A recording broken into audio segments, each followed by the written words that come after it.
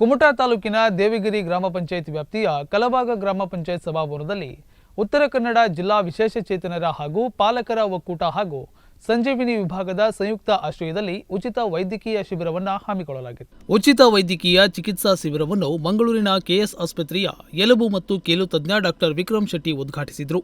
ಬಳಿಕ ಮಾತನಾಡಿದ ಅವರು, ರೋಗಮುಕ್ತ ಸಮಾಜ ನಿರ್ಮಾಣಕ್ಕೆ ಪ್ರತಿಯೊಬ್ಬರೂ ಕೈಜೋಡಿಸಬೇಕು. ಇತ್ತೀಚಿನ ದಿನಗಳಲ್ಲಿ ಯುವ ಸಮುದಾಯ ವಿವಿಧ ವ್ಯಸನಗಳಿಗೆ ಬಲಿಯಾಗುತ್ತಿರುವುದು ಆತಂಕಕಾರಿ ಬೆಳವಣಿಗೆಯಾಗಿದೆ.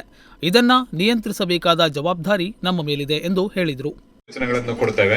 ಅದಲ್ಲದೆ ಕೆಲವೊಂದು ಬೇಸಿಕ್ ಮೆಡಿಸಿನ್ಸ್ ಸಹ ಇಲ್ಲಿ ಕೊಡ್ತೇವೆ.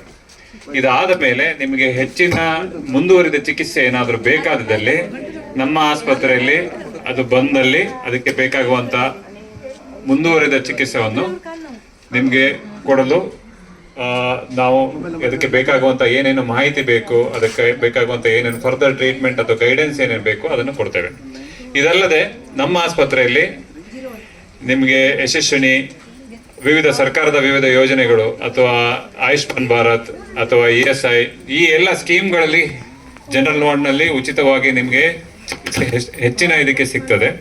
ಅದನ್ನೆಲ್ಲ ನೀವು ಉಪಯೋಗಿಸ್ಬೇಕಂತ, ಸದುಪಯೋಗ ಮಾಡಬೇಕಂತ ಕೇಳ್ಕೊಳ್ತೇನೆ. ಇದಲ್ಲದೆ ಸಂಪೂರ್ಣ ಸುರಕ್ಷಾ ಅಥವಾ ಬೇರೆ ಪ್ರೈವೇಟ್ ಇನ್ಶೂರೆನ್ಸ್ ಯಾವುದಾದ್ರೂ ಇದ್ರೂ ಅದೆಲ್ಲವೂ ಹೆಚ್ಚಿನ ಇನ್ಶೂರೆನ್ಸ್ಗಳು ಈ ಆಸ್ಪತ್ರೆಯಲ್ಲಿ ಇರೋದ್ರಿಂದ, ಮತ್ತೆ ನೀವು ಆಲ್ಮೋಸ್ಟ್ ನೀವು ಯಾವ ಸ್ಪೆಷಾಲಿಟಿ ಟ್ರೀಟ್ಮೆಂಟ್ ಕೇಳಿದ್ರು ಸಹ ಅಥವಾ ಸಾಮಾನ್ಯ ಟ್ರೀಟ್ಮೆಂಟ್ ಏನು ಬೇಕಿದ್ರು ಸಹ ಎಲ್ಲವೂ, ಯಾಕಂದ್ರೆ ಇದೊಂದು 1400 ಬೆಡ್ಡಿನ ಮಲ್ಟಿ ಸ್ಪೆಷಾಲಿಟಿ ಹಾಸ್ಪಿಟಲ್ ಆಗಿದ್ದರಿಂದ ಅತ್ಯಂತ ಕಡಿಮೆ ದರದಲ್ಲಿ ಮತ್ತು ಅತ್ಯಂತ ಒಳ್ಳೆಯ ಕ್ವಾಲಿಟಿಯಲ್ಲಿ ಟ್ರೀಟ್ಮೆಂಟ್ ಕೊಡಲು ನಾವು ಸುಮಾರು 25 ವರ್ಷಗಳಿಂದ ಪ್ರಯತ್ನ ಮಾಡ್ತಾ ಇದ್ದೇವೆ.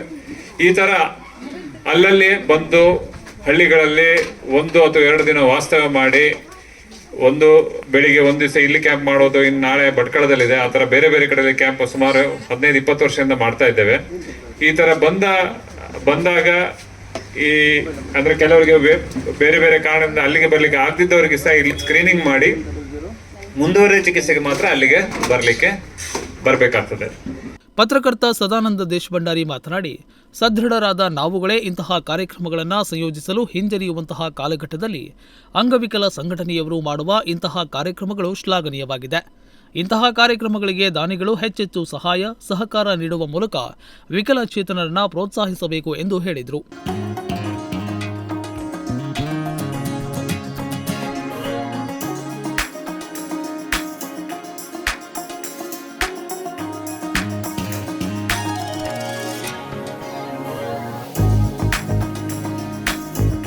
ಕಲಬಾಗ ಗ್ರಾಮ ಪಂಚಾಯತ್ ಅಧ್ಯಕ್ಷ ಮಂಜುನಾಥ ನಾಯ್ಕ ಮಾತನಾಡಿ, ನಮ್ಮ ಗ್ರಾಮ ಪಂಚಾಯತ್ ವ್ಯಾಪ್ತಿಯಲ್ಲಿ ಇಂತಹ ಕಾರ್ಯಕ್ರಮ ಸಂಘಟಿಸಿದ ವಿಕಲಚೇತನರ ಸಂಘದ ಕಾರ್ಯ ಶ್ಲಾಘನೀಯವಾಗಿದೆ. ಇಂತಹ ಶಿಬಿರಗಳ ಪ್ರಯೋಜನಗಳನ್ನು ಪ್ರತಿಯೊಬ್ಬರೂ ಪಡೆದುಕೊಳ್ಳಬೇಕು. ಅಂಗವಿಕಲರ ಸಂಘಟನೆಗಳು ಆಯೋಜಿಸುವ ಯಾವುದೇ ಕಾರ್ಯಕ್ರಮಗಳಿಗೆ ನಮ್ಮ ಪಂಚಾಯತ್ ಎಲ್ಲ ರೀತಿಯ ನೆರವು ನೀಡಲಿದೆ ಎಂದು ಹೇಳಿದರು.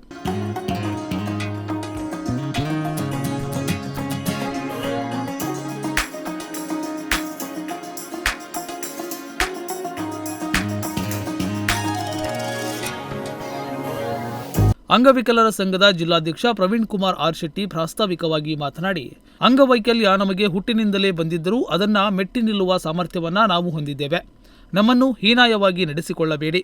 ನಿಮ್ಮಂತೆ ನಮಗೂ ಕೂಡ ಬದುಕಲು ಅವಕಾಶ ನೀಡಿ ಎಂದು ಹೇಳಿದರು. ಪ್ರತಿ ತಾಲೂಕಿನಲ್ಲಿ, ಎಲ್ಲ ಜಿಲ್ಲೆಯಲ್ಲಿ, ರಾಜ್ಯದಲ್ಲಿ ಒಂದು ಅಂಗವಿಕಲ ಸಂಘಟನೆ ಸ್ಥಾಪನೆ ಮಾಡಿ ಅಂಗವಿಕಲ ಅನುದಾನ 3% ಇತ್ತು. ಅದನ್ನು 5%ಗೆ, ಟೋಟಲ್ ಅನುದಾನದಲ್ಲಿ 5% ಬಳಕೆ ಮಾಡಬೇಕು ಅಂತ ಹೇಳುವಂಥದ್ದು. ಹಾಗೇನೆ ಪ್ರತಿ ತಾಲೂಕಲ್ಲಿ ನೋಡಿದರೆ ಅನಾಥಾಶ್ರಮಗಳು ಜಾಸ್ತಿ ಆಗ್ತಾ ಇದೆ. ಹುಟ್ಟಿಸಿದಂಥ ತಂದೆ ತಾಯಿಯನ್ನ ಪೋಷಣೆ ಮಾಡಲಿಕ್ಕಾಗದಂಥ